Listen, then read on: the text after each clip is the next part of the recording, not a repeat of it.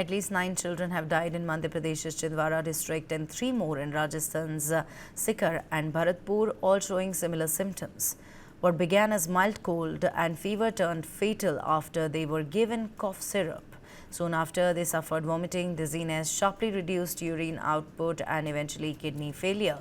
The syrups under suspicion, Coldrif made by Sresan Pharma in Tamil Nadu and Nextros DS. The investigators say some batches of Coldrif contained toxic glycol.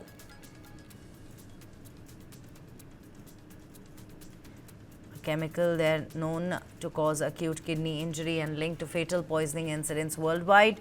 But not all samples have shown contamination, adding complexity to the probe. In Rajasthan, the fallout has been swift. The state government has suspended its drug controller and halted the distribution of all 19 medicines made by Jaipur-based Sresan Pharma. The supply of cough syrups containing dextromethorphan has also been stopped until further orders. Chief Minister Bhajan Lal Sharma has ordered a detailed probe, while Health Minister Gajendra Singh has directed fresh safety measures to protect public health. In Madhya Pradesh, Chief Minister Mohan Yadav has announced a statewide ban on Coldrif following the deaths of at least 9 children. The ban also extends to other products by the same manufacturer. Tamil Nadu, where Coldrif is produced, a Sresan Pharmaceuticals facility in Kanchipuram district, has also imposed a ban on its sale and distribution. The officials say the ban will remain until all lab analyses are complete and the drug safety is confirmed. A show cause notice has been issued to the company and its manufacturing license could be cancelled.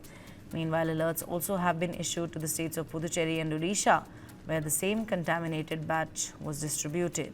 All drug inspectors have been directed to remove Coldrif from retail shelves. Samples of Coldrif and 4 other formulations from the same company are now undergoing rigorous testing.